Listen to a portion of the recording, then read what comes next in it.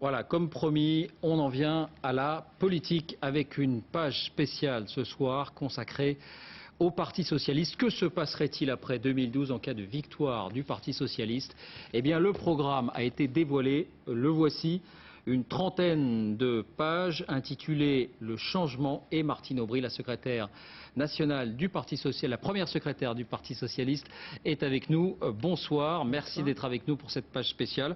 On va dans un instant voir quelles sont les principales mesures contenues dans ce rapport, proposées dans ce rapport. On en sait davantage depuis cet après-midi. Mais d'abord une question un peu générale. À la lecture de ce dossier, c'est une série de mesures assez précises, mais ça n'est pas le grand soir, pas d'envolée lyrique, ça n'est pas la rupture. Est-ce que c'est volontaire ?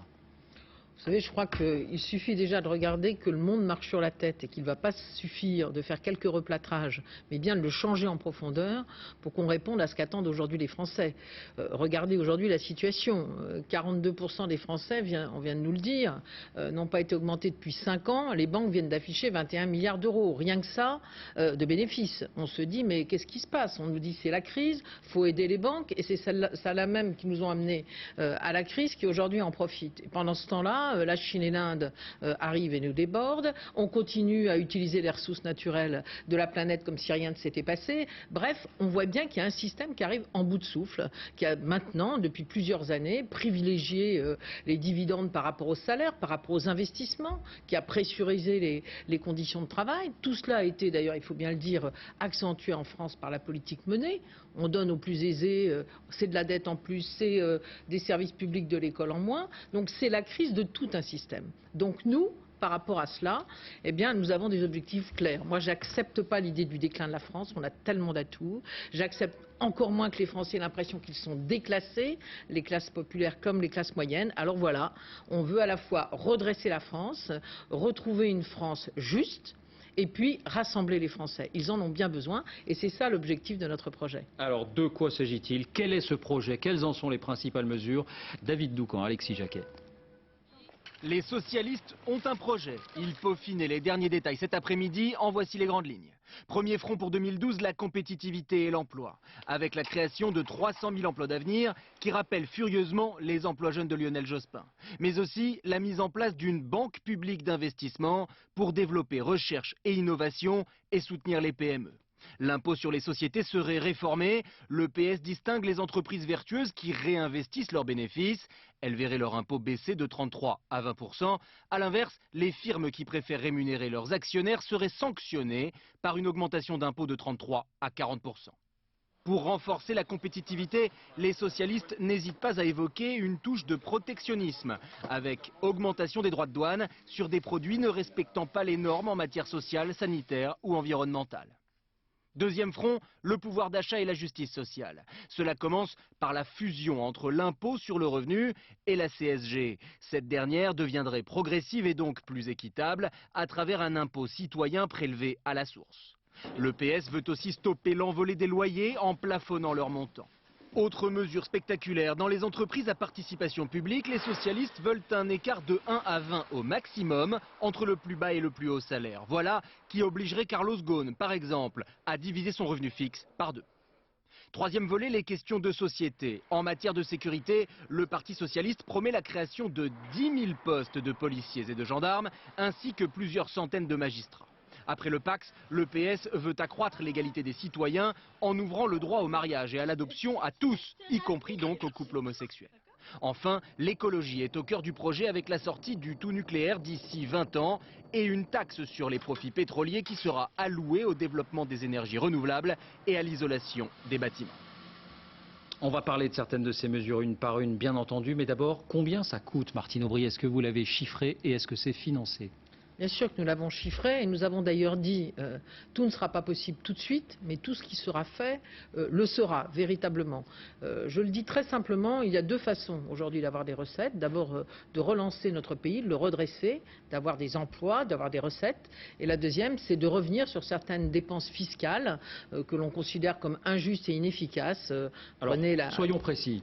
Par exemple, la défiscalisation des heures supplémentaires, tout le monde reconnaît, ça coûte 4 milliards d'euros, que ça a empêché des embauches et que ça n'a rien apporté du tout. Elle sera supprimée. Elle sera supprimée. TVA Par exemple, a baissé sur la restauration. Sur la restauration, elle peut aussi être supprimée, sauf si véritablement il y avait des contreparties, ce qui n'a pas été le cas aujourd'hui. Le bouclier fiscal, par exemple, pour ne prendre qu'un autre exemple, beaucoup d'avantages qui ont été donnés aux propriétaires immobiliers qui ont déjà plusieurs logements, par exemple. Est-ce que la ristourne sur les droits d'héritage sera supprimée elle aussi? Elle faisait partie du paquet fiscal en 2007. Oui, le paquet fiscal, il a en fait retiré des avantages aux grosses successions. Nous pensons que les petites successions doivent rester comme cela, mais qu'en revanche, les grosses successions doivent effectivement être taxées, comme d'ailleurs les revenus du capital, qui aujourd'hui, dans beaucoup de cas, payent moins d'impôts que les revenus du travail. Vous reconnaîtrez avec moi que ce n'est pas tout à fait normal. Alors, tout ça, c'est à peu près 50 milliards d'euros, dont la moitié pour le budget de l'État. Dont la moitié irait vers la réduction de la dette publique, parce qu'il nous semble qu'il faut réduire la dette publique,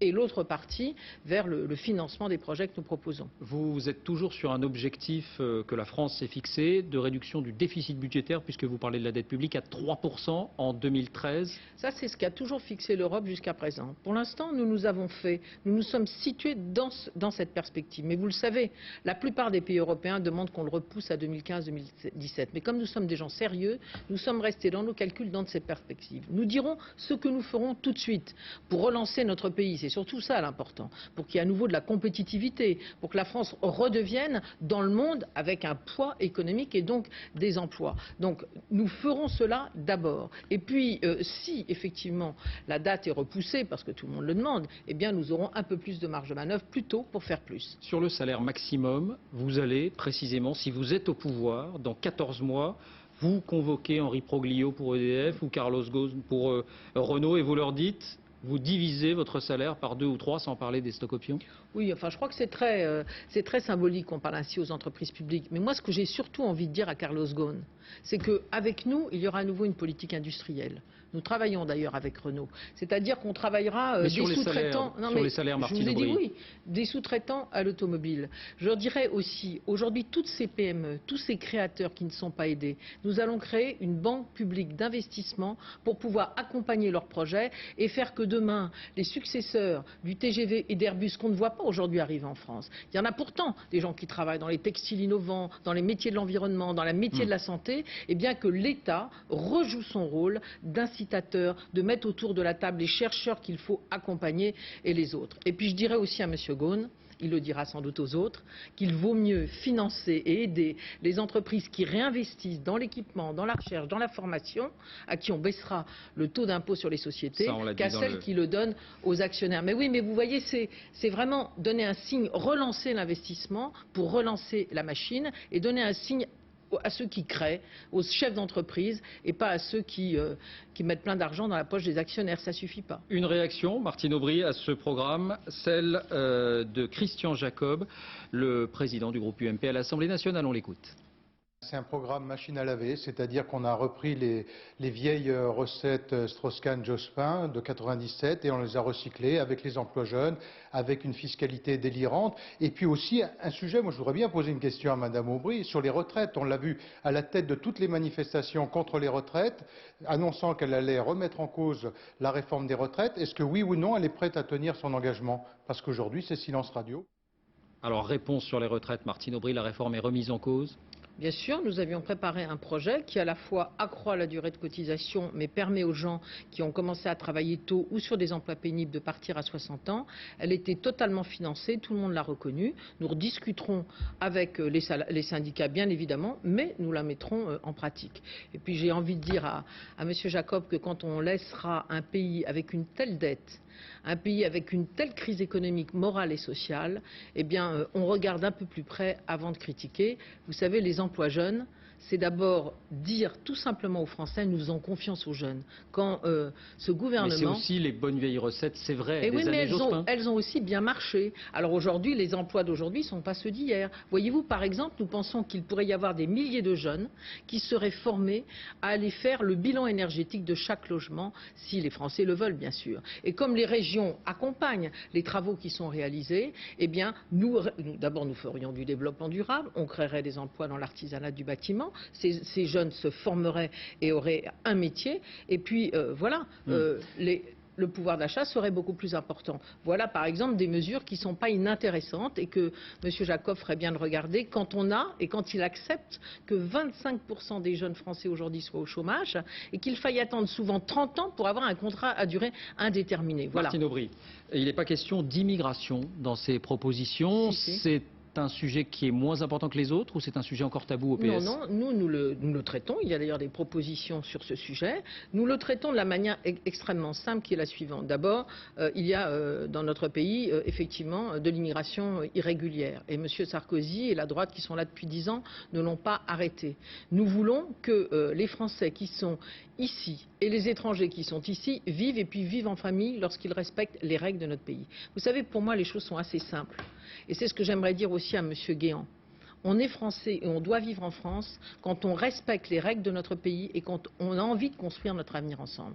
Donc ceux qui sont là, qui travaillent, vous savez le nombre d'étrangers qui sont là, qui travaillent, qui payent des cotisations et qui n'ont pas, par exemple, leur carte d'étranger, eh bien il faut qu'ils les aient. Ceux dont les enfants sont scolarisés, qui parlent français, qui s'impliquent, il faut qu'ils les aient. Mais il faut qu'ils acceptent les règles de notre pays. C'est relativement simple. Et puis il faut penser, vous savez, au lieu de dire on a peur de ceux qui vont venir, moi je préfère qu'on aille aider. Aujourd'hui, la Tunisie, la Libye, l'Égypte à aller se développer sur place. C'est le meilleur moyen pour éviter et l'immigration et d'ailleurs les extrémismes. Pour conclure, Dominique Strauss-Kahn, qui n'était pas cet après-midi avec tous les dirigeants du PS pour avaliser ce programme, il a eu connaissance de ce programme, vous lui avez envoyé, vous en avez discuté avec lui? Bon, vous savez, je discute de beaucoup de choses avec lui, et notamment, par exemple, parce que là, on a dit qu'on allait relancer l'investissement, qu'on allait remettre l'économie devant la finance. Ils se sont tenus par ce programme? Tout le monde va se sentir tenu, mais je voulais vous redire un dernier point, il y aura des urgences pour les Français. Et par exemple, aujourd'hui, bloquer les loyers, alors que ça fait 30% des budgets des gens, c'est leur redonner du pouvoir d'achat. Prendre parmi les grands pétroliers une partie de leurs profits pour pouvoir réduire le prix de l'essence qui vient d'augmenter pour la 4e fois, comme le gaz, voilà ce qui redonne du pouvoir d'achat. C'est ce que le gouvernement pourrait faire dès maintenant. Donc il y aura des mesures qui prépareront l'avenir, et puis il y aura celles qui amélioreront immédiatement les conditions de vie des Français. Et Merci. Vous verrez que tous les candidats des socialistes, car on n'est pas candidat à la présidence du Parti socialiste, pour le Parti socialiste, si on ne défend pas les propositions du Parti socialiste. Sans exception. C'est ce que tout le monde a dit cet après-midi, et je pense que nous savons que nous avons une grande responsabilité et que les Français attendent de l'espoir et un pays rassemblé et qui s'est redressé et qui soit juste. Voilà, c'est ce que nous essayons de faire. Merci Martine Aubry d'avoir accepté notre invitation sur ce sujet du programme du Parti socialiste qui sera officiel demain. C'était donc en forme d'avant-première ce soir.